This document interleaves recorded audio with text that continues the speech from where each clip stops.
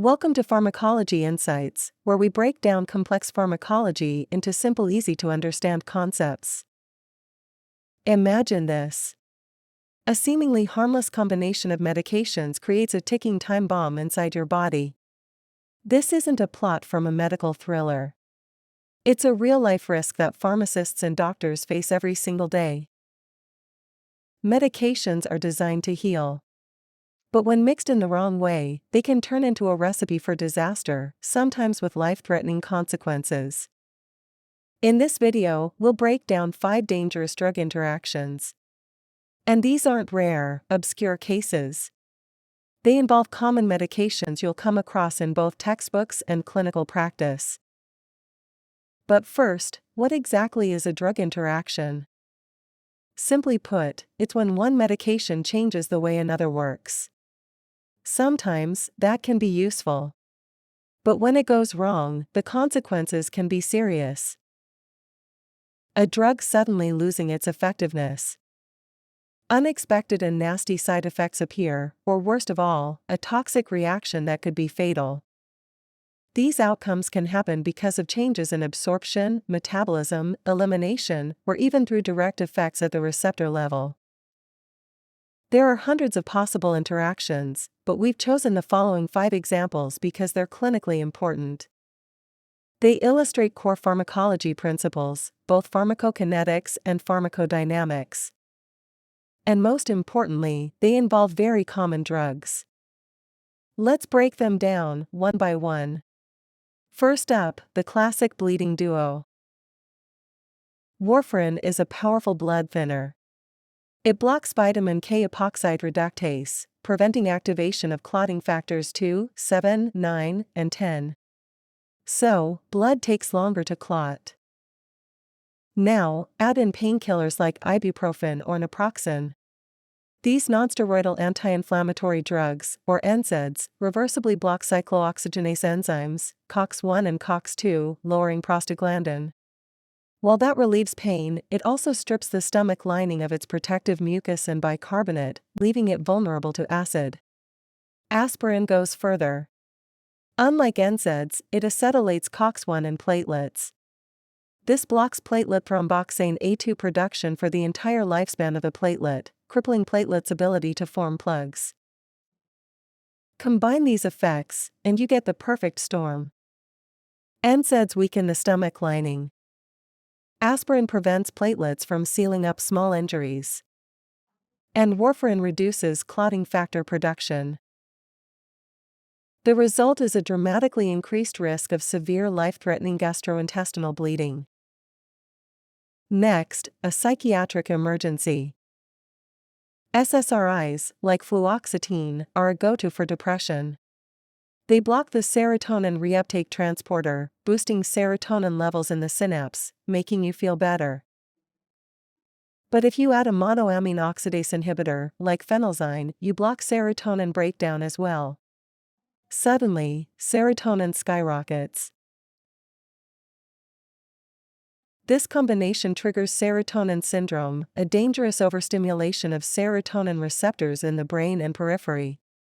Clinically, it shows up as agitation, tremors, sweating, hyperthermia, hypertension, and potentially seizures or death. That's why a long washout period is always required when switching between these two classes of antidepressants. The next example is a classic pharmacokinetic trap, when one drug prevents another from being broken down. Statins, for instance simvastatin, lower cholesterol by blocking HMG-CoA reductase, the key enzyme in cholesterol synthesis. But here's the catch.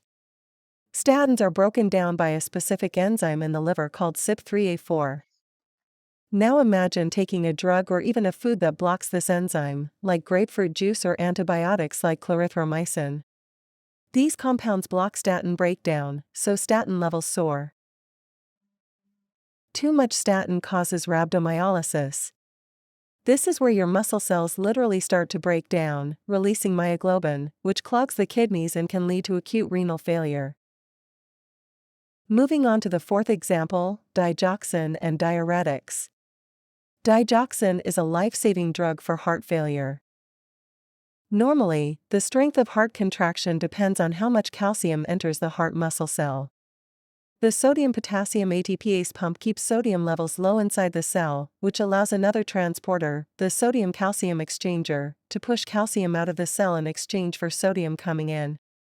By exporting calcium, the cell prevents too much buildup and keeps contractions under control. Digoxin strengthens heart contractions by blocking the sodium-potassium pump. Sodium starts to accumulate inside the cell, and the sodium gradient weakens. This weakens the driving force for the sodium-calcium exchanger, so it can't remove calcium as effectively. Calcium then begins to build up inside the cell and gets stored in the sarcoplasmic reticulum. On the next heartbeat, more calcium is released, leading to a stronger contraction. This is why digoxin is called a positive inotrope. It increases the force of contraction.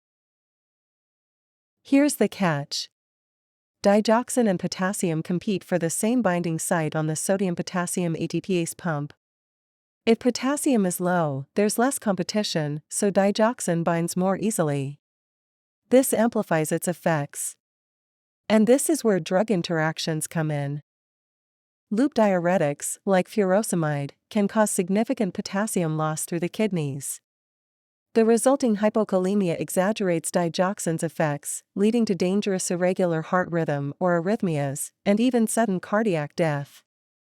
So, when loop diuretics and digoxin are combined, careful monitoring of electrolytes is essential for patient safety. Finally, the most common, and often underestimated dangerous mix. Alcohol with other sedatives. Alcohol itself is a powerful central nervous system depressant.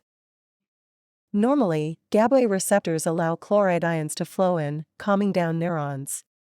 Alcohol doesn't bind where GABA binds, but at a separate allosteric site, boosting the receptor's response so even more chloride enters, making neurons extra quiet. On the flip side, NMDA receptors usually let calcium and sodium in, driving excitation and memory processes.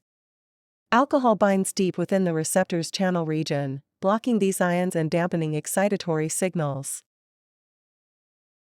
Together, that double action, stronger inhibition and weaker excitation, explains alcohol's depressant effect on the brain. But combine it with another depressant, like a benzodiazepine, an opioid, or even a sedating antihistamine. You don't just add their effects. You multiply them. Benzodiazepines enhance GABA signaling. Opioids activate mu-opioid receptors, dampening neuronal activity and suppressing the brainstem's respiratory centers. Sedating antihistamines block central histamine H1 receptors, reducing alertness. When alcohol is combined with any of these CNS depressants, these overlapping mechanisms cause synergistic CNS depression.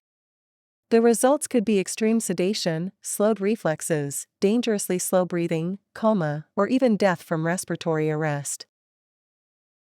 So, why do these interactions happen? It all boils down to two things. First is pharmacokinetic changes.